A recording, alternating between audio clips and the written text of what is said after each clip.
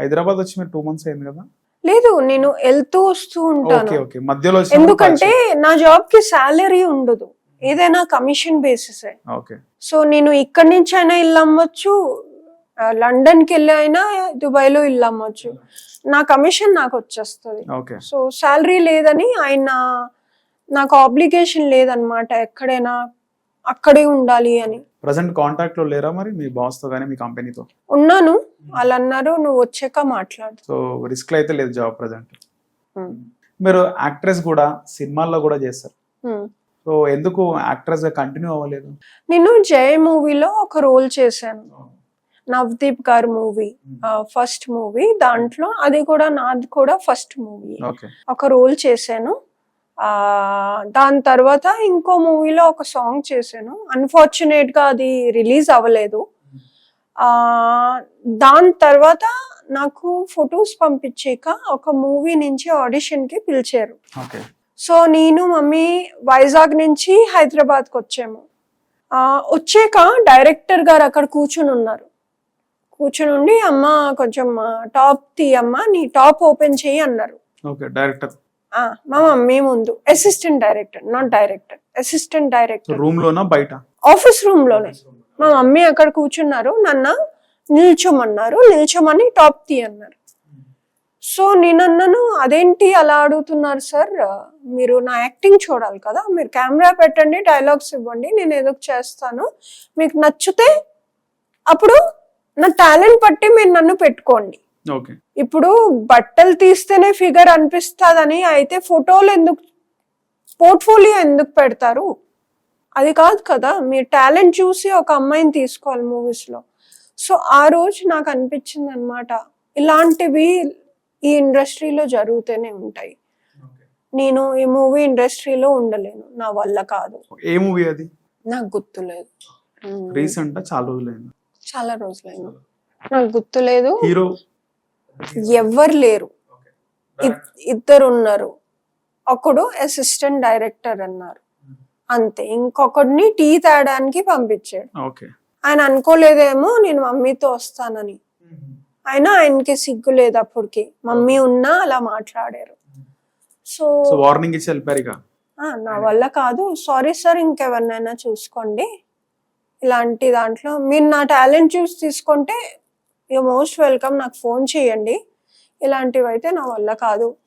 ఆ రోజు ఏదైతే డిసైడ్ అయ్యానో, నేను వైజాగ్ బ్యాక్కి వెళ్ళి వెంటనే ఎయిర్ హోస్టెస్ గా ట్రైనింగ్ స్టార్ట్ చేసుకున్నాను. చేసి నేను సౌదీ అరేబియన్ ఎయిర్లైన్స్ లో ఒక ఫ్యూ ఇయర్స్ చేశాను, ఇండిగోలో ఒక ఫ్యూ ఇయర్స్ చేశాను, ట్రూ జెట్ లో ఫ్యూ ఇయర్స్ చేశాను. సో ఫ్లయింగ్ చేశాను అనమాట. ఇప్పుడు ఫ్లయింగ్ అంటే నాకు చిరాకు వచ్చేసింది. ఎందుకని అంటే తిరిగి తిరిగి తిరిగి ఫ్లయింగ్ చేసిన వాళ్ళకి ఒక దగ్గర ఫ్రెండ్స్ ఉండరు. ఈ రోజు ఇక్కడ ఉన్నాం, రేపు ఇంకో ఊర్లో ఉన్నాం, ఇప్పుడు ఫ్రెండ్స్ తో టచ్ లో ఉండము. ఒక దగ్గర ఉంటే ఫ్రెండ్స్ ఫ్యామిలీ కనెక్షన్ బాగా పెరుగుతుంది, ఎక్కువ తిరుగుతూ ఉంటే అది తగ్గిపోతుంది. సో నేను అనుకున్నాను ఇంకా నా లైఫ్ నేను చూసుకోవాలి అని వచ్చి నేను పెళ్లి చేసుకున్నాను అనమాట, జాబ్. సో ఎయిర్ హోస్టెస్ గా మీరు ఉన్నప్పుడు ఎట్లా ఉంటుండే లైఫ్? అంటే ఇప్పుడు ఎగ్జాంపుల్ మీరు దుబాయ్ లో ఉన్నారు, దుబాయ్ లో చేశారు, ఇంకెక్కడెక్కడ చేశారు, ఏ కంట్రీస్ లో? చేయడం అంటే నేను సౌదీలో జాబ్ చేశాను. ఓకే, సౌదీలో జాబ్. అప్ అండ్ డౌన్ వేరే వేరే కంట్రీస్, చాలా కంట్రీస్ తిరిగాను, చాలా కంట్రీస్ తిరిగాను. అది ఆ లైఫ్ చాలా బాగుండేది, ఎందుకంటే company is paying you to fly to different country. So అలా బయటికి వెళ్ళే ఛాన్స్ ఉండదు కదా? ఎందుకు ఉండదు, 4 days ఉంటది అక్కడ ఆ కంట్రీలో. వాళ్ళు 5 star హోటల్ ఇస్తారు, ఫుడ్ ఇస్తారు, ఇంకా పాకెట్ మనీ కూడా ఇస్తారు, ఫ్లైట్ అలవెన్స్ కూడా ఇస్తారు, శాలరీ కూడా వస్తుంది. సో కంట్రీకి వెళ్ళిన తర్వాత ఆ కంట్రీలో 4 days ఉంటది, 4 days లో షాపింగ్ అంతా కూడా తిరగడం. కానీ మీతో పాటు మీ ఫ్రెండ్స్ ఉంటుండేనా ఫ్లైట్ లో? ఎంత మంది నేను చాలా పెద్ద పెద్ద ఫ్లైట్స్ ఆపరేట్ చేశాను అనమాట, ఎయిర్ బస్ 330, బోయింగ్ 747. సో ఒక్కొక్క ఎయిర్ క్రాఫ్ట్ లో minimum 12 crew to maximum 18-20 crew. So పెద్ద గ్యాంగ్ ఉండేది మాకు, మంచిగా ఎంజాయ్ చేస్తుండే. సో ఒక కంట్రీ నుంచి ఇంకో కంట్రీకి వెళ్ళడానికి ఎన్ని అవర్స్ పడుతుంది ఫ్లైట్? చాలా అవర్స్ పడుతుంది. అంటే చిన్న ఫ్లైట్స్ చేసేవాళ్ళమి కాదు. Minimum 6 hours to 7, 8, 9, 10, 12, 14, 16. ఏ కంట్రీకి వెళ్ళినప్పుడు చాలా హ్యాపీగా అనిపించింది మీకు, వెళ్ళాలనిపిస్తుంది? టర్కీలో ఇస్తాన్బుల్. మ్మ్. ఎంత బ్యూటిఫుల్ గా ఉంటదంటే గ్రీన్ ఉంటది, వాటర్ ఉంటది. కానీ జస్ట్ ఒక ప్రాబ్లం ఏంటంటే అక్కడ మనుషులకి అందరికి ఇంగ్లీష్ రాదు. సో అది కొంచెం వాళ్ళ కష్టం. లాంగ్వేజ్ ఏముంటది? టర్కిష్. టర్కిష్.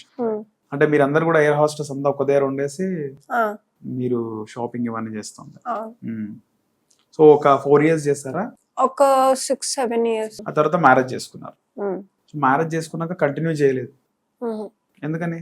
అప్పుడు హస్బెండ్ డే లైఫ్, హౌస్ మీరు అక్కడ ట్రావెల్ చేస్తుంటే ఈయన ఇక్కడ ఎవరితో ఉంటారు కదా? ఏమో నాకు అనిపించింది. అంటే చిన్నప్పటి నుంచి మా మమ్మీ నాకు చెప్పారనమాట, ఒకసారి పెళ్ళయ్యాక అమ్మాయికి హస్బెండే ముఖ్యం.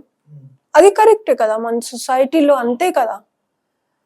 సో దాన్నే మైండ్లో పెట్టుకుని ఓకే నా హస్బెండ్తోనే ఉండాలి, నేను జాబ్ మానేసి హౌస్ వైఫ్ అయిపోయి లావ్ అయిపోయి ఆంటీ లాగా బట్టలు ఉతకడం, వంటలు చేయడం, ఇల్లు నీట్గా ఉంచడం. సో అప్పుడు నేను నన్ను మర్చిపోయాను అనమాట. ఆ హస్బెండ్ని తల మీద పెట్టుకొని నేను నన్ను మర్చిపోయి నా లైఫ్ని మర్చిపోయి జిమ్ వదిలేసి అది ఇది వదిలేసి లావుగా ఆంటీగా అయిపోతే తనకి అయినారు, చాలా లావ్ అయ్యాను. ఓకే, ఎందుకు మీరు ఎందుకు వర్క్ చేస్తారు? సర్వెంట్ ని పెట్టుకోవచ్చు కదా, ఏంటో ప్రేమతో, న్యాయం మీద ప్రేమతో. సో 6-7 years చేసిన తర్వాత మీరు ఆ కెరియర్ ని వదిలేసినారు మొత్తాన్ని. మీ హస్బెండ్ తో అడగలేదా నేను ఆ కెరియర్ కంటిన్యూ చేయొచ్చా అని? లేదు, ఆయన వార్నింగ్ ఇచ్చారు. అంటే చేయొద్దని చెప్పేసి, నువ్వు వచ్చే పెళ్లి చేసుకుందాం, లేకపోతే మా ఇంట్లో ఫోర్స్ చేస్తున్నారు, వేరే అమ్మాయి చూస్తారు. అది అనేసరికి నా తరపు నుంచి ప్రేమ ఎక్కువ. సో నాకు కష్టంగా ఉండి నేనే జాబ్ మానేసి వచ్చేసాను అనమాట. చాలా మందికి డ్రీమ్ కదా ఎయిర్ హోస్టెస్ కావాలని, చాలా మంది అమ్మాయిలు. అవును. సో చాలా కష్టపడి సంపాదించారు ఆ జాబ్. వదిలేసేటప్పుడు చాలా బాధపడ్డాను. చాలా సార్లు అనిపించేది, అయ్యో నేను ఎక్కడ ఎంత మంచిగా ఎన్ని డబ్బులు సంపాదించేదాన్నా, ఇప్పుడేమో హస్బెండ్ దగ్గర మంత్లీ పాకెట్ మనీ అడుగుతున్నాను. అప్పుడు చాలా బాధగా అనిపించింది. కానీ అంత సాక్రిఫైస్ చేసాక కూడా నా హస్బెండ్ వేరే అమ్మాయితో అఫేర్ పెట్టుకున్నాడు పెళ్ళైన తర్వాత. ఓకే, పెళ్ళైన ఎన్ని రోజులకి? 2.5 years. రైట్, మీకు కిడ్స్ లేరు అనుకోండి? లేరు. ఓకే. సో అఫేర్ పెట్టుకునేక, అంటే ఇది నా చాలా పర్సనల్ మాట, నేను స్క్రీన్ మీద చెప్తున్నాను. నేను తను అడిగేదాన్ని, నన్ను ఎందుకు నువ్వు టచ్ చేయట్లేదు, నేను బాగోనా? నన్ను టచ్ చేసేవాడు కాదు. ఓకే. సో నేను వైఫ్ గా నా హస్బెండ్ నే అడుగుతాను కదా, ఇంకెవరిని అడుగుతాను? నేను అడిగేదాన్ని. ఇంకా తనేమో అసలు నాతో మాట్లాడేవాడు కూడా కాదు. సో ఇంకా దాని తర్వాత ఎవరో వెల్ విషర్ నాకు ఫోన్ చేసి చెప్పారనమాట, మీ హస్బెండ్ ఈ అమ్మాయితో తిరుగుతున్నాడు అంటే. నేను ఫాలో చేశాను. నాకు కనిపించింది, నేనేమనలేదు. నేను ఇంటికి వచ్చి అడిగాను, ఒకసారి ఒప్పుకోలేదు, కొట్టాను గట్టిగా, స్లాప్ వేసాను. వేసి మా డాడీకి ఫోన్ చేసి బట్టలు ప్యాక్ చేసుకొని ఇంకా అంతే. ఆ ఇంటికి ఇంకా నేను ఎప్పుడు వెళ్ళలేదు. So diversity. ఓకే. ఆయన కూడా ఏం మాట్లాడలేదు. ఆయన 6 months తర్వాత అమ్మాయి ఎప్పుడైతే తన్నిందో అప్పుడు సారీ నీతో చాలా తప్పు చేశాను నేను. అప్పుడు తనకి రియలైజేషన్ అయింది. తనతో ఎప్పుడైతే అయిందో అది, ప్లీజ్ నా దగ్గరకు వచ్చే, నేను ఈసారి చాలా ప్రిన్సెస్ లాగా పెడతాను. ఇంకా అప్పటికే నేను బాధపడి మూవ్ ఆన్ అయిపోయాను. నాకు వద్దు అనుకున్నాను. ఇంకా ఆ వద్దు అనుకోవడం మంచి జరిగింది. నేను ఇప్పుడు నా సక్సెస్ఫుల్ లైఫ్ లో ఉన్నా, నేను మంచిగా ఉన్నాను, నాలాగా బ్రతుకుతాను, నాకు నా పేరెంట్స్ సపోర్ట్ ఉంది, నాకు ఇంకెవరు అవసరం లేదు. సో ఎక్కడ ఉండేవారు మీ హస్బెండ్ తో కలిసి మీరు? వైజాగ్. ఆయన కూడా వైజాగ్. సో ఆయన ఏం చేస్తుండేవారు? ఆయన ఒక ఐటీ కంపెనీలో మేనేజర్. ఓకే. సో మీరు ఎయిర్ హోస్టెస్ గా ఉన్న మీరు ఐటీ మేనేజర్ కోసం వచ్చేస్తారు. సో నేను ఒక క్వశ్చన్ అడదాం అనుకున్నా, యాజ్ ఎ ఎయిర్ హాస్టెస్ మీరు ఎంత అర్న్ చేసేవారు around 3 to 4 lakhs per month. Per month? International అయితే ఇంకా ప్లస్ అలవెన్సెస్ గానీ అక్కడ అవన్నీ కలిపి టిప్ గానీ అన్ని కలిపి 4 lakhs, బేసిక్ సాలరీ 2 lakhs వచ్చాయి. ఓకే. సో అంత ఇన్కమ్ వదిలేసుకొని హస్బెండ్ కోసం వచ్చి మంత్లీ 2000 పాకెట్ మనీ అడిగేదాన్ని. Only 2K. Around a year అది మీ పెళ్ళైన సంవత్సరం? అరౌండ్ 2012. ఓకే, 2012. సో చాలా మంది పెళ్ళైన వాళ్ళు కూడా కంటిన్యూ చేస్తారు కదా జాబ్, ఎయిర్ హోస్టెస్ జాబ్. కొంచెం టైం తీసుకొని వచ్చి మళ్ళీ కంటిన్యూ చేసే వాళ్ళు కూడా ఉన్నారు కదా. సో వాళ్ళది ఎగ్జాంపుల్ తీసుకోలేదా మీరు? అంటే నేను లావ్ అయిపోయాను కదా, అప్పుడు ఫిట్నెస్ ఉండాలి. ఓకే. డిప్రెషన్ లో ఉన్నాను.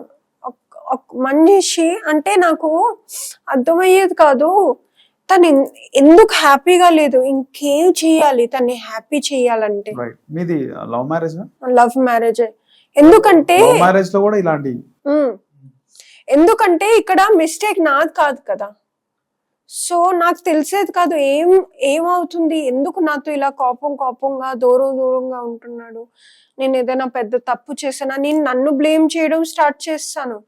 తర్వాత తెలిసాక ఈడు చేసిన పనులకి నేను బాధపడి ఇక్కడ ఉండాలా, ఇంకా అదే ఛాన్స్, ఇంకా బయటకు రావడం అంటే అదే ఛాన్స్, ఇంకా బయటకు వచ్చేసాను అంతే.